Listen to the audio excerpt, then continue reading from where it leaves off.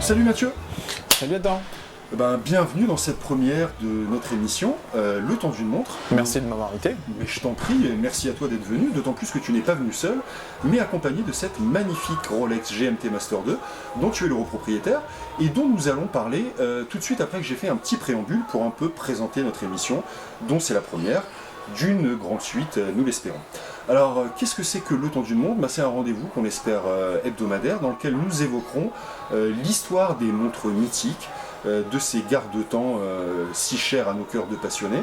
On essaiera de rentrer dans la technique, dans l'histoire, d'informer les passionnés, et puis surtout de faire partager cette passion que nous avons commune pour ces magnifiques exemples d'artisanat technique et de légendes horlogères.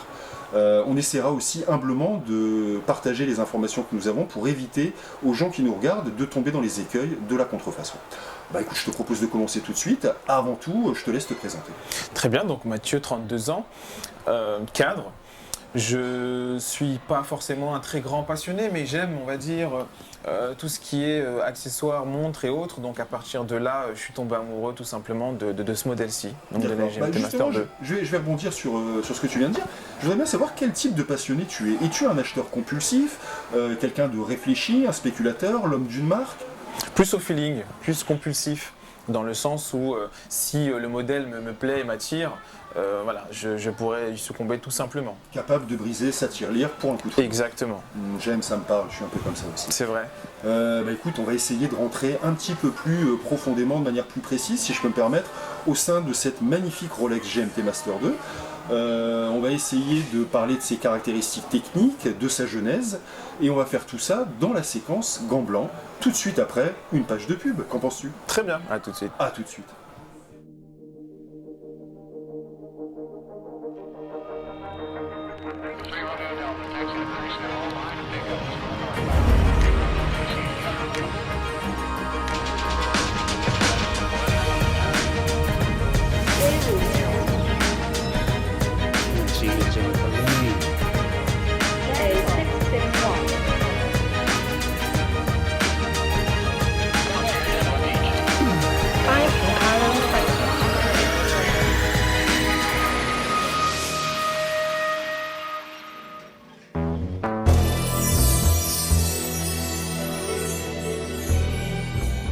Eh bien, nous sommes de retour, toujours avec Mathieu et toujours avec cette magnifique Rolex GMT Master 2 que nous voyons ici en plus gros plan. Alors, dis-nous Mathieu, quelle est la qualité principale que tu trouves à cette montre ? Je dirais dans un premier temps sur l'aspect, c'est une montre que je peux porter au quotidien. Voilà, je peux être habillé très décontracté et je peux aussi être habillé un petit peu plus classe. C'est un modèle qui va avec les tenues tout au long de la semaine. Donc, oui, on peut vraiment la porter en toutes conditions. Exactement. Oui. Aussi bien à la ville qu'à la campagne. Exactement, je trouve aussi. D'accord, et si tu devais lui trouver un défaut ? Alors, pour en revenir aux défauts, plus dans l'esprit sur le bracelet. D'accord. Voilà, je trouve que celui-ci se raye assez rapidement. Bon. Effectivement, on constate des micro-rayures. En toute logique, bon, le bracelet est souvent en contact, notamment des tables, des boutons de manchette ou autre. Oui, des c'est la portes. partie de la montre avec le verre qui est le plus souvent en contact avec Exactement, l'extérieur. donc il est plus souvent exposé, donc c'est normal que celui-ci soit rayé, mais je trouve ça un petit peu dommage qu'il n'y ait pas eu Ce souci de voilà. protéger un petit peu mieux le bracelet. Bah, effectivement, d'autant plus que Rolex nous vante sans arrêt les mérites de ce fameux acier 904L dont est constituée cette montre. Bon, on va commencer à tracer sa genèse un petit peu. Alors, est-ce que tu connais l'histoire de cette GMT Master 2?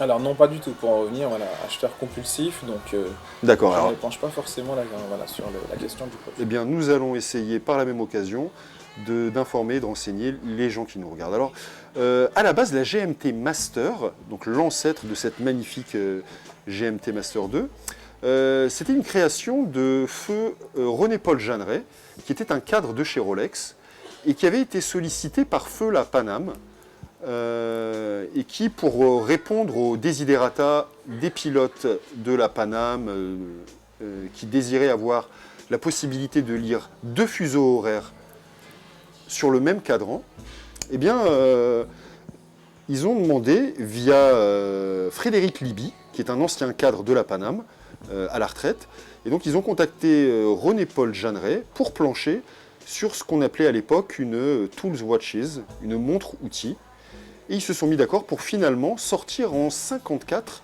si mes souvenirs sont bons, enfin ils ont planché dessus en 54, mais elle est sortie en 55, la première GMT Master, qui avait la particularité de pouvoir lire en un clin d'œil 2 fuseaux horaires, voire 3 avec le cadran. Mais bon, je reste dubitatif sur les explications fumeuses qu'on nous sort à chaque fois. En tout cas, ce fut un coup de génie. Aujourd'hui, des années plus tard, on a cette GMT Master 2, dont l'un des modèles les plus emblématiques est sorti en 2005, et dont on va évoquer les grands codes ensemble. Alors bien évidemment, le code le plus célèbre, le plus connu, c'est cette fameuse lunette en cérachrome, dont je ne sais pas ce que tu penses, mais que je trouve personnellement incroyable, inrayable, Je partage ton avis. inoxydable, incorrodable. Je manque de mots en able. Peux-tu m'aider? Non, du tout. Cadreur? J'y arrive pas. Formidable. Merci de ton soutien. Et incroyable aussi. Donc effectivement, c'est un matériel particulièrement résistant aux assauts du temps, qui existe aussi dans plusieurs versions. Donc je suppose que tu as déjà peut-être vu ce que les connaisseurs appellent la Pepsi. Donc c'est la GMT Master 2, mais avec une couronne, avec cette lunette divisée en 2 coloris, qui sont le bleu et le rouge, d'où son surnom de Pepsi. Mais elle existe aussi sous la dénomination de Batman, toujours chez ces mêmes initiés, parce qu'elle est en bleu et noir. Personnellement, je la trouve craquante en bleu et noir. Je sais pas ce que tu en penses. Très très belle, de très bon goût. Donc cette lunette qui est finalement l'ADN de chez Rolex, tellement imitée, puisqu'elle a été victime de son succès, donc vous remarquerez qu'on retrouve ce type d'iconographie, oserais-je dire, dans les montres comme Ice par exemple. Je ne sais pas si tu connais ces montres. Oui, c'est les modèles qui font aussi des modèles en plastique. Exactement, mais qui D'accord. reprennent, Oui. tu vois, ces codes de Exactement. chez Rolex. Alors, toujours ce qui fait partie on retrouve chez Rolex ce qui fait partie de leur ADN, comme cette fameuse lunette loupe, enfin ce cadran loupe au niveau de la date. Ici, on voit l'aiguille GMT, donc qui indique le 2e fuseau horaire. On va faire un petit tour d'horizon et on va passer ici à la couronne de remontoir. Alors, on va demander au cadreur s'il peut nous faire un gros plan ici sur le symbole de Rolex. Et il va me dire dès que c'est bon, d'un geste du pouce qu'il vient d'accomplir. Et donc, on voit les 3 petits points qui se trouvent en dessous de la couronne triple lock, car comme elle indique son nom, elle a 3 fois plus de systèmes de sécurité au niveau de l'étanchéité. Ça correspond à des joints plus performants et plus présents sur cette couronne. On va la dévisser et on va essayer de voir et de demander un effort à notre cadreur pour qu'il puisse essayer de vous faire voir.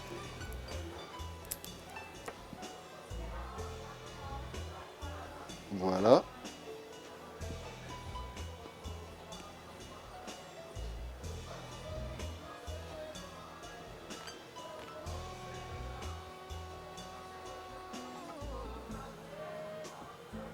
Très très beau travail de chez Rolex. Ici on voit le dos, toujours aussi sobre. J'ai toujours adoré le dos de Rolex. Donc le fond du boîtier est vissé, bien sûr, traditionnellement. On va passer au bracelet tant décrié par notre ami Mathieu. Alors c'est une architecture en 3 maillons qui n'a quasiment pas bougé depuis les années 25-30. Depuis les années 30 en tout cas, ça n'a quasiment pas bougé. Donc toujours dans l'acier 904L. Et ce bracelet a la particularité d'avoir le système baptisé EasyLink et breveté par Rolex, qui donne la possibilité de pouvoir régler en un tour de main le diamètre du poignet. Alors c'est intéressant à savoir quand on sait que les conditions climatiques, la chaleur, les voyages en avion peuvent dilater le poignet, en tout cas le diamètre du poignet, et causer un inconfort qui est immédiatement réglable rapidement, facilement, avec ce fameux système EasyLink. Je ne sais pas si tu l'utilises d'ailleurs. Non, du tout, j'ai pas eu encore l'occasion de la prendre lors de mes voyages, notamment en avion, j'évite. Mais jusqu'à présent, non, j'ai pas eu besoin nécessairement de l'utiliser. Mais ça reste très intéressant. Bah effectivement, moi je trouve que c'est un petit détail vraiment sympa. Donc le vert saphir, ici, de chez Rolex, dont je ne comprends pas pourquoi, comme vous avez pu le constater, ce qui est assez frustrant, il n'est pas anti-reflet. Là, j'ai pas compris du tout la démarche de Rolex. Serait-ce un oubli? Je n'ose pas y penser. Vu la rigueur germanique qui caractérise tant Rolex et le vieil Hans Wilsdorf, j'imagine que c'était voulu. Rolex, si vous pouvez répondre à cette question, n'hésitez pas à nous contacter. Alors, donc, on revient ici à cette couronne cérachrome qui est bidirectionnelle. Et qui permet, pour la plongée sous-marine comme pour la GMT, d'optimiser les fonctions de cette montre. Alors on va parler un petit peu plus des détails techniques et du calibre. Donc le calibre est un calibre 3186, manufacturé par Rolex, bien évidemment. Un calibre magnifique qui a déjà fait ses preuves. Là-dessus, je pense qu'il n'y a pas grand-chose à dire en termes de performance.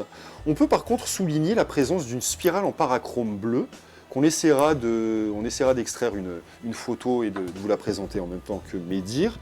Et donc quand on sait que le bleu est signe d'excellence dans la haute horlogerie suisse, ça mérite un petit arrêt. Alors cette spirale en parachrome bleu a la particularité d'être un mélange de niobium et de zirconium, qui lui donne la capacité d'être amagnétique. Tout comme la Milgauss, d'ailleurs, une autre montre de chez Rolex, dont on parlera dans une autre émission, je l'espère. Donc ça optimise encore plus les performances et les qualités de cette montre déjà mythique. Alors on va essayer maintenant de parler des écueils de la contrefaçon, dans lesquels nous ne voudrions pas que vous tombiez, parce que ce serait dommage. Alors il faut savoir que par exemple Rolex, sur la GMT Master 2, un petit détail qui vous évitera de vous retrouver face à une contrefaçon, l'aiguille GMT est systématiquement placée en sandwich entre l'aiguille des heures et l'aiguille des minutes. C'est-à-dire que si un jour vous trouvez l'aiguille de la GMT placée contre le cadran ou à un autre endroit que celui que je viens de citer, vous êtes quasiment sûr que, même très sûr, que ça n'est pas une vraie Rolex. Alors on va essayer de faire un plan un petit peu compliqué pour le cadreur, dans lequel vous allez pouvoir distinguer, là aussi, un autre détail qui est très important. L'indicateur du 9 et l'indicateur du 3, donc les indicateurs phosphorescents, sont systématiquement placés en face respectivement pour le 9 du R de Rolex, qui est gravé à l'intérieur du cadran, en dessous de la lunette, et pour l'autre partie, celle qui est à côté de la loupe, en face du X de Rolex. Donc ça c'est systématique, là aussi un détail qui vous permettra d'éviter de tomber sur ces contrefaçons. Alors là un petit détail un petit peu plus cocasse, je ne sais pas si le cadreur a pu faire un gros plan sur le petit X, ça va être compliqué pour lui mais on ne doute pas de ses talents.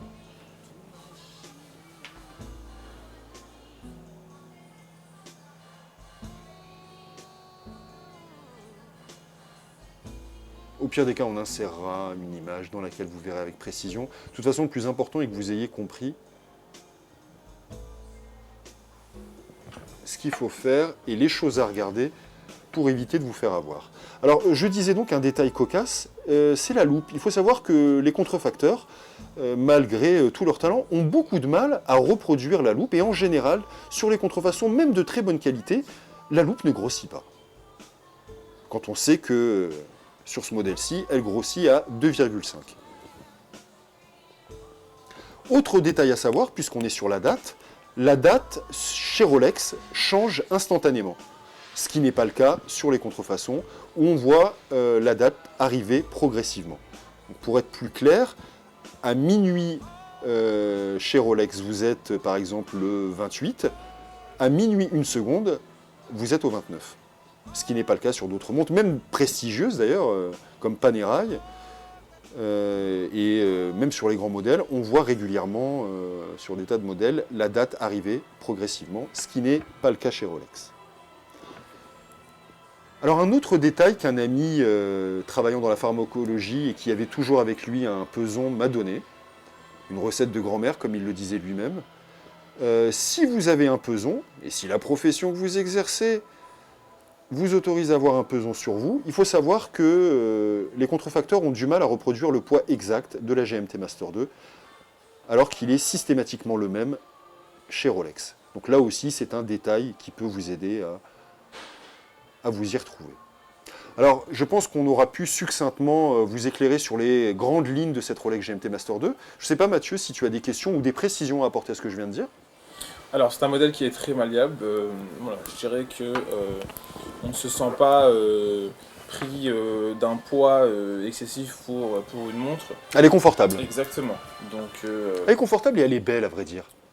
Moi, je la pour trouve... être franc, ouais, je pense que c'est la caractéristique, peut-être pas première lors de sa création, mais à ce jour, il faut savoir qu'elle est quand même très très très belle. Bah, elle est incontournable, indémodable. Moi, je trouve que c'est un classique. Exactement. Qui traversera le temps encore. Oui, bien sûr. Si on parle autant des contrefaçons, c'est parce qu'elle a été victime de son succès. Énormément, c'est vrai. Bien sûr. Et puis, c'est une montre en termes de qualité, de performance, qui ne dément pas ses qualités. Et esthétiquement, elle ne bouge pas. Je crois que c'est vraiment le critère fondamental qui fait, pour moi, que c'est un classique et que tout bon collectionneur se doit d'avoir dans sa collection. Alors, on va finir par des questions bassement matérielles et évoquer le prix. Alors, toi, c'est un cadeau, donc je ne vais pas rentrer dans ces temps. Mais bon, je vais avoir le regret de t'informer du prix que coûte cette montre, dont je subodore que tu connais l'estimation. Il faut savoir qu'on peut la trouver d'occasion aux alentours de 6 000, parfois moins en fonction de l'état de la montre, mais qu'aujourd'hui elle est trouvable aux alentours de 6 800, 7 000, 7 200 euros, grosso modo, hein, c'est la fourchette large, puisque vous avez toujours une possibilité de négociation avec le revendeur de chez Rolex, et c'est le prix auquel vous la trouvez. Alors c'est une montre qui décote très peu, vu sa qualité, ses performances, elle a une cote qui chute très très peu, donc c'est un bon investissement pour les spéculateurs, et pour les collectionneurs de tous bords, et donc ça il faut le savoir. Des précisions à rajouter, Mathieu ? Non, je pense que tu as fait le tour de cette magnifique montre. Bah merci, mais j'espère qu'humblement on aura su pour cette première informer, renseigner et éclairer tous ces passionnés de montres qui nous regardent. Et n'hésitez pas à partager vos commentaires, à nous faire des suggestions ou à poser vos questions sur notre site et sur notre page. Vous êtes les bienvenus. Vous pouvez aussi postuler si vous avez une montre particulière, mythique, avec laquelle vous avez une histoire. Si vous avez des connaissances particulières, vous êtes vous aussi les bienvenus. Je crois que notre point commun à tous, c'est notre passion pour les garde-temps. Et on vous attend nombreux. Et en attendant, écoutez, on vous dit à très bientôt pour une nouvelle émission, toujours sur un ton relax, cool, décomplexé et moins guindé que ce à quoi on pourrait s'attendre pour ce type de montre. Mathieu, j'ai été heureux de te recevoir pour cette première. Plaisir partagé. Et puis je te dis à très bientôt pour de nouvelles aventures. Au revoir. Au revoir. Salut Matt.